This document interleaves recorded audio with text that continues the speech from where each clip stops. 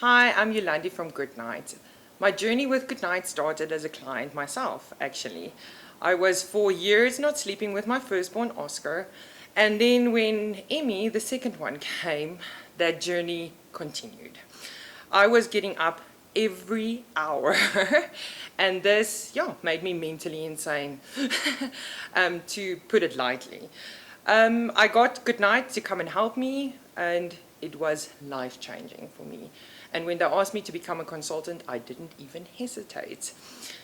5 years later, I have helped 675 clients myself. As a company, we have helped over 5,000 families to get to sleep. So we have a good track record, and we love it. And it really is, to this day, even 675 clients later, still one of my passions, and I love it when a family tells me that they have slept through the night. Because it changes lives in a positive way, saves marriages, and brings the bond back. Moms are not continuously waking up in the night to feed their children or their babies. They are actually loving the breastfeeding journey or the feeding journey with their little ones, having quality bonding time in a sane manner.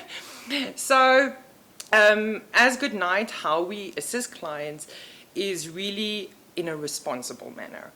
We do not have a one-size-fits-all approach, and we follow what we call a holistic approach. It sounds really fancy because it is. Like I said, in a responsible manner, we follow this process. Because we look at everything that can influence sleep, we start off the process with a 10-page questionnaire, which includes everything to prepare us to custom make a plan for your family. These questions include questions from nutrition, environment, sleep associations, routine and schedule, and from that information we then custom make a plan for your family. And then the best part of it, we come and help you to implement it. We have consultants all over the country, in fact all over the world, because we now have consultants in Namibia, Zimbabwe, including Australia as well. So we can help you wherever you are, because we can also do this over Skype.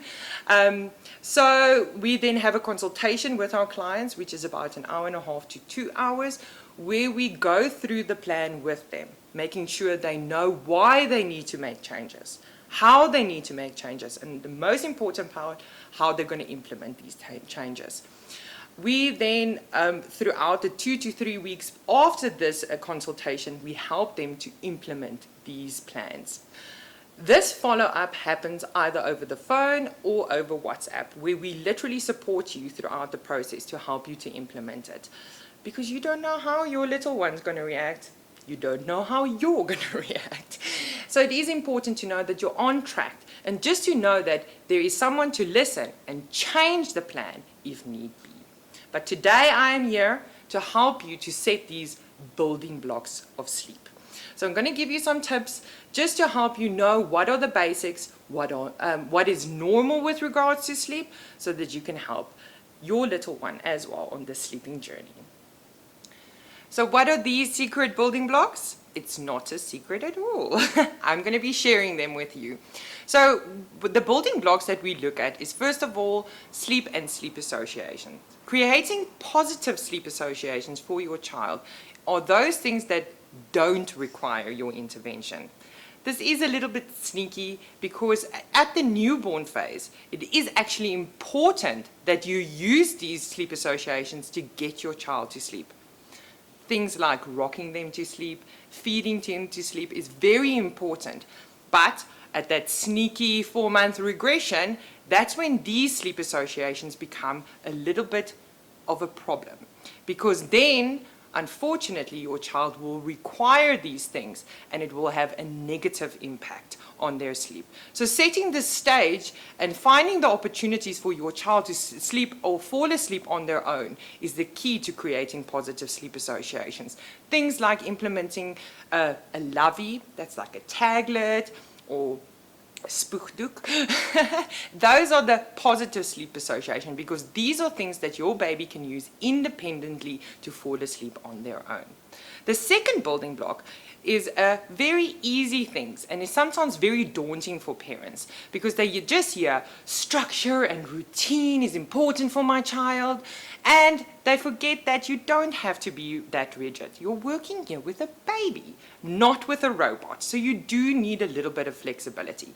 But to create a routine and schedule, there's 3 things during the day to keep in mind. The first thing is look at your day as a 12-hour day and a 12-hour night. So start off by choosing your poison. Start your day between 6 and 7. Generally in South Africa, this is a good time because 6 is already pushing it because the sun comes up at 5 and that's when babies wake up. So 6 is already pushing it. So morning between 6 and 7. And then your day also ends between 6 and 7, or the night starts. So your bedtime routine needs to hover between this time. So 12-hour day, 12-hour night with a little bit of flexibility. The second thing to keep in mind during the day is to keep an eye on your child's awake time. So this varies from about an hour and a half when they're 3 months old to 3.5 hours when they're 12 months old. Each month your awake time will adjust by about 15 minutes.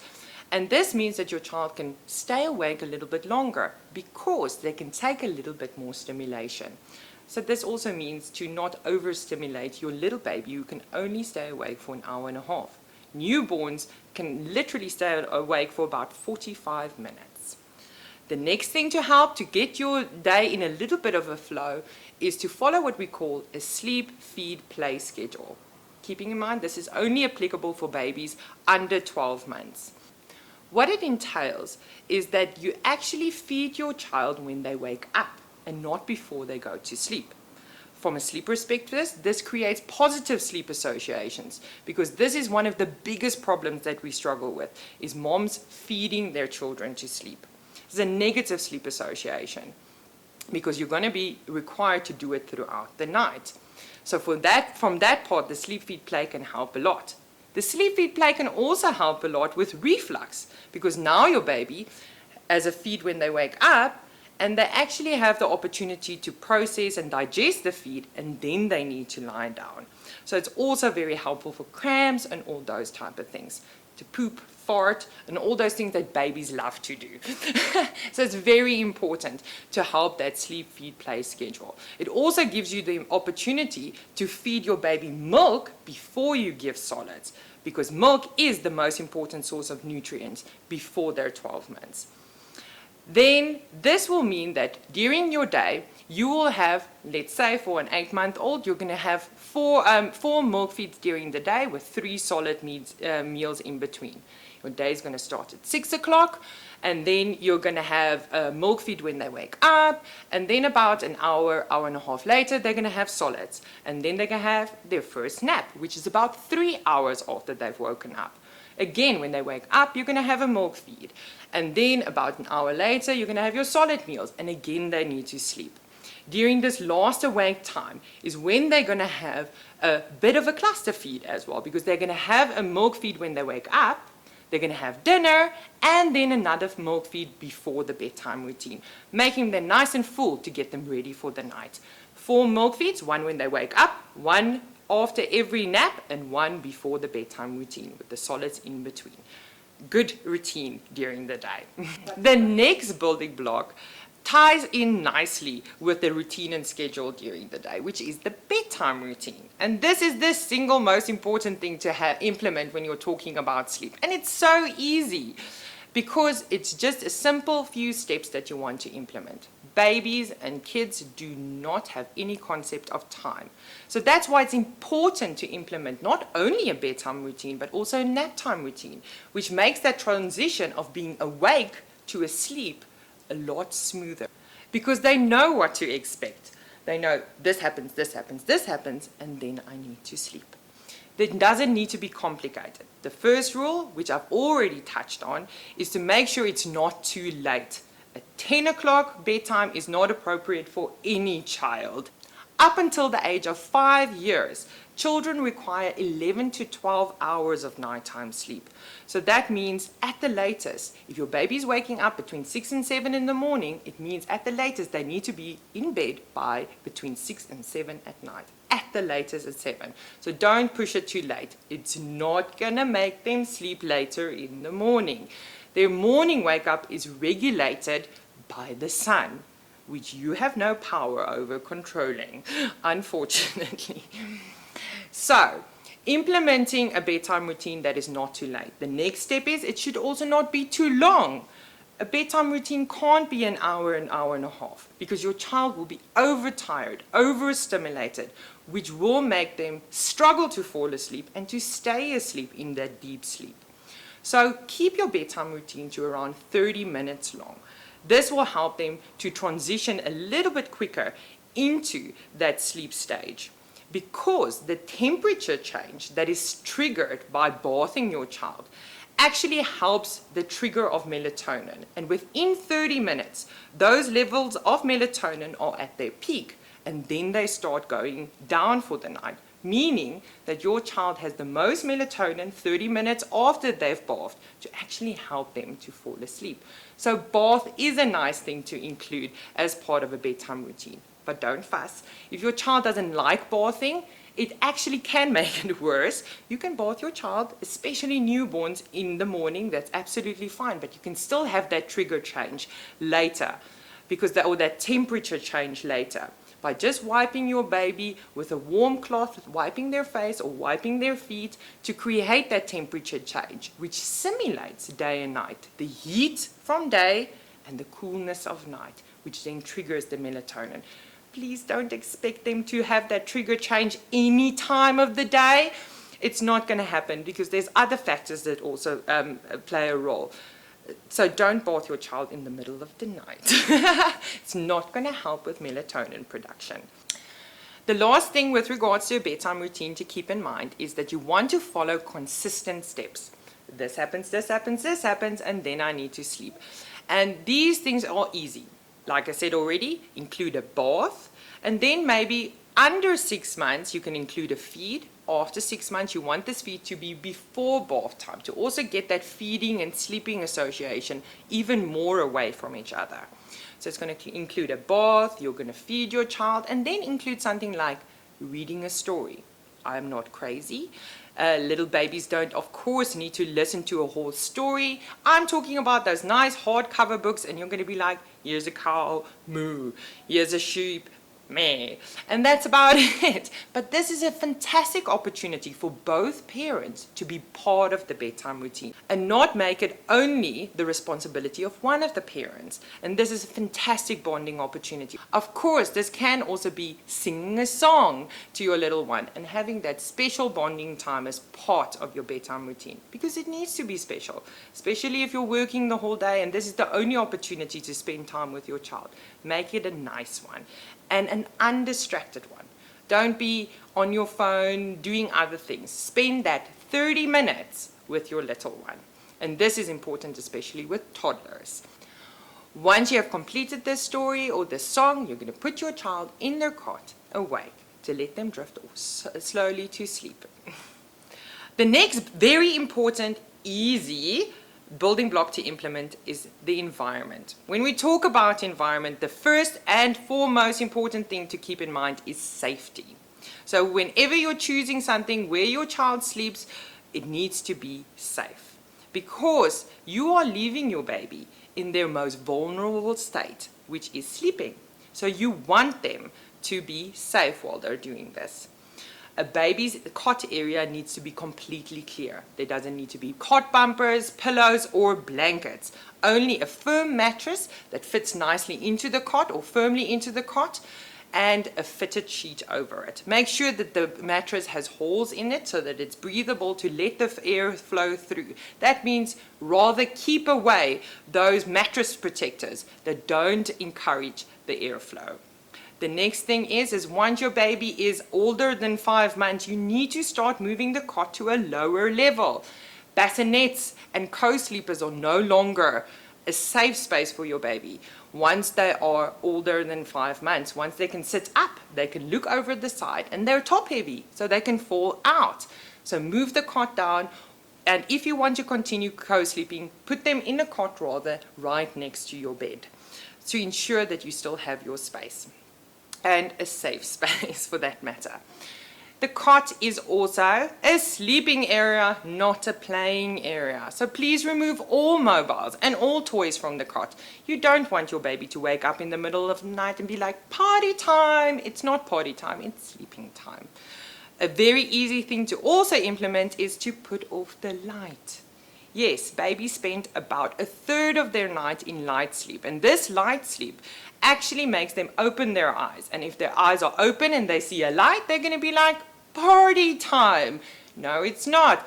We want them, if they open their eyes, be like, oh, it's still dark. Let me continue sleeping. And that's what so put off all lights. Of course, you are allowed to put on a night light if you're feeding. You don't want to put the bottle or your nipple in their eye. But you are allowed to put it on. But once you put them back in the cot, put all the lights off. White noise can be very helpful, especially with newborns. While they were in your belly, the blood rushing through your veins were actually as loud as standing in a shower. So newborns don't like quiet, they actually like white noise. So create white noise, but which is on throughout the night and not on a timer, and throughout the nap. But once they're around 3-4 months, you can start phasing out the white noise, unless you have a rowdy toddler running around. It might be very helpful to have white noise. When is white noise a good thing? When people come over and they go like, shh, then rather get white noise. It's much easier for all of you. But once again, not on a timer, throughout the night and throughout the nap. The last thing I want to talk about is nutrition. Obviously, a hungry baby will wake up during the night. So it is important to get as much food into your baby during the day so that they can stretch throughout the night. But you also need to have perspective with this. Often grandmas are infamous for saying, oh, it's such a big baby, he's probably hungry at night. This is not the case. The bigger your baby, the bigger their stomach. So the bigger the capacity for them to take in a feed and to stretch throughout the night. So the bigger your baby, the higher the chances that your baby can go throughout the night without a feed. What is normal with regards to this? There is no set way. Anything up until 9 months, it is quite normal for your baby to still have a night feed, early morning. But from 9 months, it's very unlikely, if you have a healthy baby, that they are going to require a feed at night. So don't use it as an excuse throughout the night. But what is important with regards to feeding? I am not a feeding expert. Speak to a dietitian or your clinic sister to get the best information. But what is important is around 6 months, your baby needs to start with solids, and not just any solids, with protein. Protein has iron in it. And up until 6 months, babies have a reserve of iron, which they receive from us as moms, which starts getting depleted around 6 months, and you need to start filling it up. We can't store iron, so you continuously every day have to supply them with iron. Why is iron important? Well, it helps to transport oxygen in the blood, so that's pretty important. But oxygen again helps to transport hormones, and a very important hormone for sleep is melatonin. So iron is also very beneficial for sleep. Another very important thing to keep in mind is that milk is the most important source of nutrients up until 12 months. That doesn't mean that they should only drink milk up until 12 months. They need to have solids as supplementary feeding from 6 months to help bridge the gap for their nutrition needs. So after 12 months, solids does become the most important source of their nutrients. And that means your toddler cannot be having 4 or 5 milk bottles still during the day. You need to start cutting these out. They need 3 proper solid meals with 2 snacks during the day, one of which can be a milk feed. If your toddler really loves milk, even 2 would be okay. One when they wake up and one as part of dinner. But this milk feed is not a meal on its own. It's with a solid meal. So give them milk with their breakfast and give them milk with their dinner. Don't make it a meal on its own.